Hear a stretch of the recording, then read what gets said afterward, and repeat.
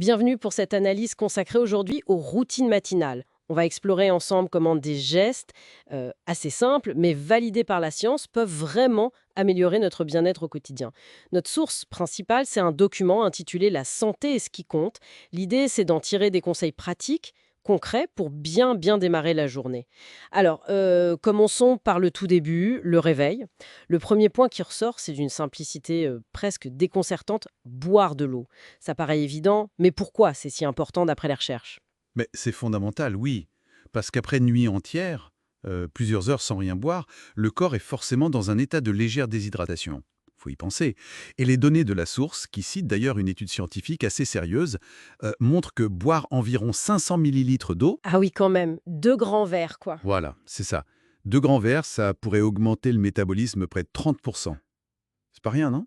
Pendant plus d'une heure en plus. C'est une sorte de redémarrage métabolique assez doux mais significatif.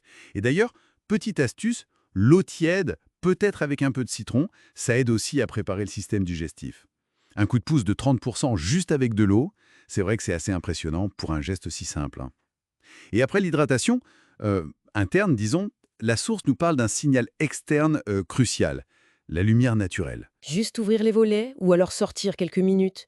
Quel est le mécanisme derrière ça exactement? Ah, ça c'est vraiment fascinant. Ça a un impact direct sur notre horloge biologique interne. Tu sais, le fameux rythme circadien. La lumière du matin, dès qu'elle est captée par les yeux, elle envoie un signal très puissant au cerveau, plus précisément à l'hypothalamus, pour lui dire en gros, allez, c'est le jour, on se réveille. D'accord. Et ça déclenche la production de sérotonine. C'est un neurotransmetteur qui est clé pour l'humeur, pour l'énergie, même pour la mémoire.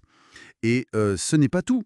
Un point intéressant aussi, c'est que cette lumière matinale, elle aide à mieux réguler la production de mélatonine le soir. Ah oui. Oui, ce qui veut dire un endormissement plus facile et un sommeil de meilleure qualité ensuite. C'est tout lié. Donc même si le temps est gris, couvert, cette lumière du matin, même faible, elle a quand même son importance pour bien caler notre horloge sur 24 heures. Absolument. L'intensité sera moindre, bien sûr, mais le signal lumineux est quand même perçu par le cerveau. C'est vraiment la présence de cette lumière naturelle qui compte pour la synchronisation. Très intéressant. Bon, une fois qu'on est hydraté et que l'horloge est réveillée, il y a la question du carburant, le petit déjeuner. Là, les documents insistent beaucoup sur l'équilibre, hein, protéines, fibres, bonne graisse. On est loin des viennoiseries ou des céréales super sucrées, j'imagine. Tout à fait, exactement. L'idée clé ici, c'est vraiment d'éviter le fameux pic de glycémie suivi de la chute d'énergie rapide qu'on connaît tous. Un petit déjeuner qui est bien équilibré, ça permet de stabiliser le taux de sucre dans le sang. Et donc, ça prolonge la sensation de satiété et ça aide à maintenir la concentration tout au long de la matinée. Logique. D'ailleurs, il y a une recherche qui est mentionnée, publiée dans une revue sérieuse, qui suggère qu'un apport suffisant en protéines le matin pourrait même aider à réduire l'apport calorique total sur toute la journée. Ah, carrément, hein. Oui, donc c'est vraiment la qualité nutritionnelle qui prime, pas juste le fait de manger quelque chose vite fait. Donc pensez protéines et fibres plutôt que sucre rapide pour une énergie plus stable, c'est clair. Quatrième point abordé, le mouvement. Et là, on nous dit, pas besoin de s'entraîner pour un marathon dès le réveil, non heureusement.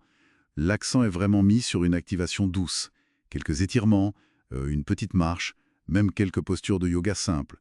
L'objectif, c'est juste de réveiller la circulation sanguine, d'assouplir un peu les muscles après la nuit, et puis de déclencher la libération d'endorphines. Ces fameuses molécules du bien-être. Mhm. Peur. C'est une activation à la fois physique et mentale. Et le point de départ peut être très très bas. La source suggère que commencer par seulement 2 minutes, ça peut déjà faire une différence sensible. 2 minutes. C'est incroyable, c'est tellement accessible. Ça enlève un peu toutes les excuses de manque de temps, non? Exactement. Et enfin, le dernier élément clé, ça touche à l'esprit. Prendre un petit moment de calme, de pleine conscience ou de gratitude. Pourquoi ce temps pour soi, mentalement, est si puissant? Parce que ça permet de choisir consciemment son état d'esprit pour la journée. Plutôt que de se laisser emporter direct par le flot des pensées, le stress, dès le réveil, quoi. Oui, le mode pilote automatique. C'est ça.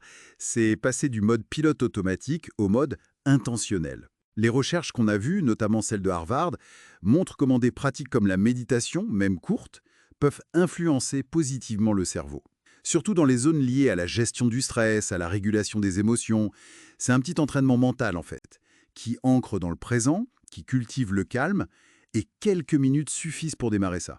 Alors si on résume un peu les points essentiels qu'on a tirés de la santé et ce qui compte, 1. S'hydrater au réveil. 2. Chercher la lumière naturelle. 3. Opter pour un petit déjeuner nutritif. 4. Bouger un minimum, même 2 minutes. Et 5. S'accorder un bref moment de calme mental. 5 piliers pour une meilleure journée en somme. Constant. Même avec des petites actions.